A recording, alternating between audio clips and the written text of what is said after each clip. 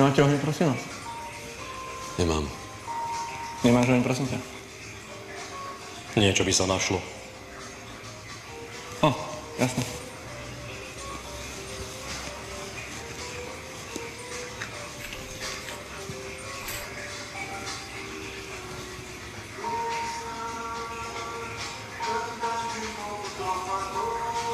Dík.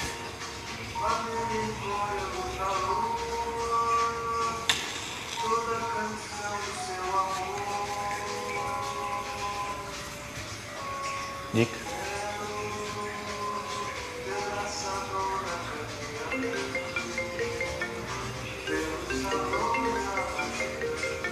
Asi to bude niečo súdne, potrebujem to dvihnúť.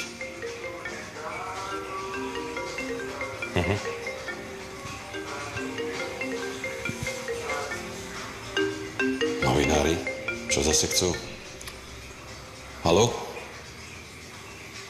Neviem, kto vyhrá auta. My si držíme navzájom. Palce. Áno.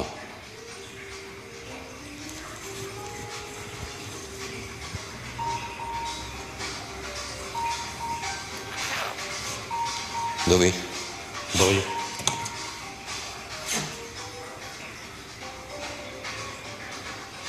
Ja už som. Aj ja.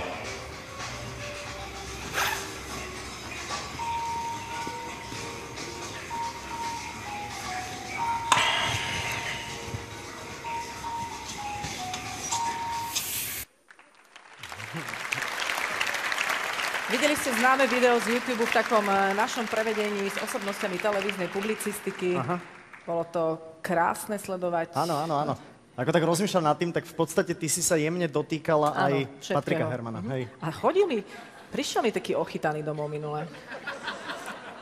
Aj Patrika Hermana. Strhujúce.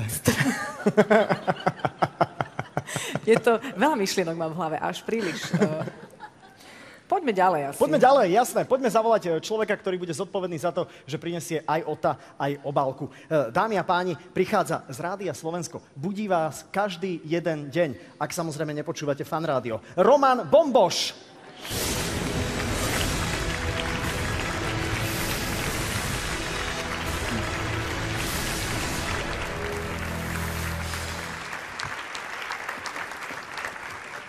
Román. Príjemné dobré ráno. Dobré ráno, a ja som ťa Teraz chcel, ťa presne. spoznávame, presne tak. To si ty? Zavrite oči. Áno. Dobré ráno. Á, Ježiš, áno, až ma No, je to striaslo.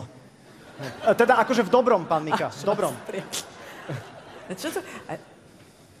Aké je to robiť ráno? Aké je to robiť ráno? Hej, že v Ja, rádiu, aké to je vieš, každý že my deň to nevieme. vstávať? Vy viete, Áno, že jasné, ste no. vstávali. Tak... Nie, ale ty si vstával podstatne skôr. Vieš, je to príjemné, pretože ráno zaparkuješ pri rozhlase ešte. To sa inak... Stále ste tam? O tej áno. Á, okej. A to buď rád, že rozhlas stojí iba na takej špičke, lebo keby bol naopak, No, že tak je tam nezaparkuješ presne. nikde. Aj to príde. No. Budete sa sťahovať? Ťažko povedať, ja nemôžem nič povedať, OK, vieš OK. teraz. Ja hovorím iba ráno.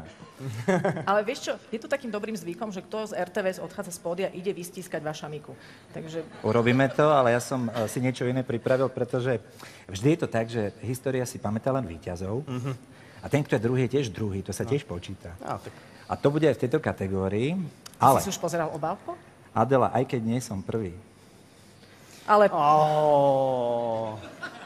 čo sú to, manžetové gombiky? Chceš mi predať? Čo? Otvor až po prenose. Nie, môj zlatý. Nie, nič tam nie, to len keby... Už aspoň kúsok jedla, že si mi doniesol. Ja viac nezjem aj tak.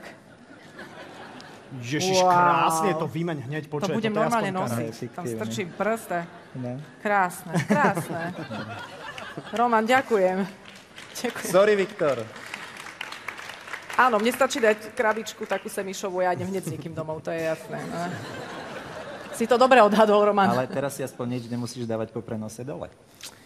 Po prenose dole, Dobre. ja ti prestávam rozumieť a začínam sa ťa báť. Ale si určite niečo dole dám. Poďme teda Ale dala si vyhlásiť. určite aj po teleráne niečo dole. Áno.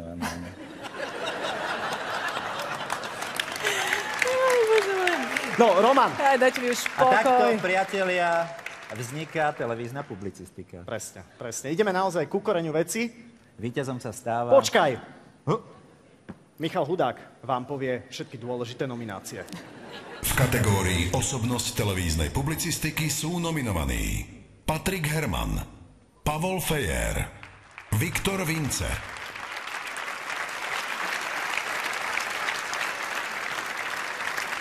Roman, nech sa páči, teraz je tá príležitosť. Áno, ja som si to dvakrát overoval, pretože však poznáme nedávno na tých Oscaroch, ako to bolo. A je to správna obálka. Budeme veľmi radi, keď k nám príde Paťo Herman, ktorý je víťazom. Patrik!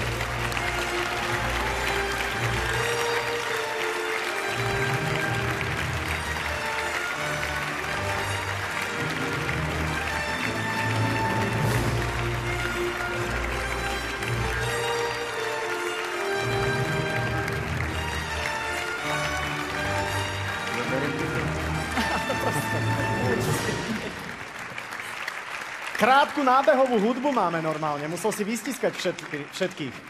To je pekné od teba. Už ste sa tak zblížili pri dokrútke, tak... Paťo, blahoželám. Uži si to. Myslíš, že si umel ruky? Ja neviem, dúfam, že... Hej. Patrik, ahoj. Nech sa páči, samozrejme. Blahoželáme samozrejme, tak môžeš aj veľká tak. gratulácia. Tak nič, no. Ďakujem veľmi pekne. Už sa teším na tie ďalšie komentáre k tej predchádzajúcej dokrútke, ale verím, že všetci pochopili, že sme to urobili pre divákov, že si vieme zo seba aj trošku utiahnuť. Aha. Že to nebolo naozaj A teda. že to nebolo, takže... Lebo musel to byť krásny pocit. A že si vieme pomôcť v každej situácii, poradiť ako správni publicisti.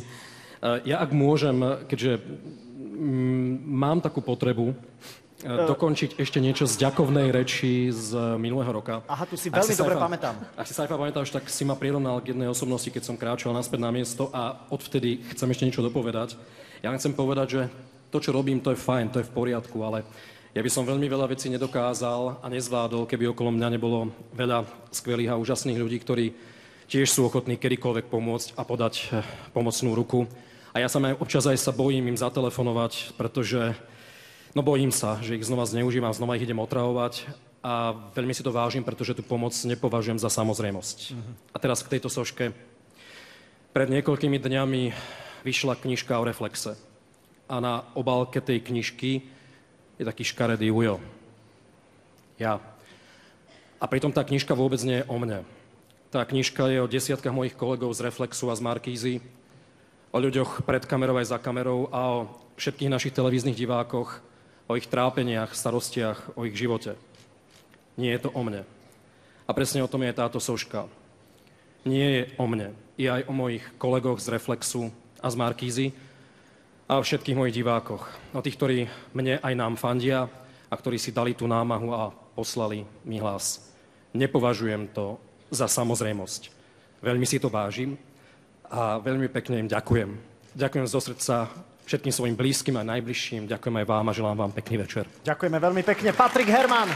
Blahoželáme. Blahoželáme. Blahoželáme, vidíš, no. Čo? A ja som si presne tú knižku chcel ísť kúpiť, že to je biografia Patrika Hermana, tak nekúpujem. A nie je. Nie je to.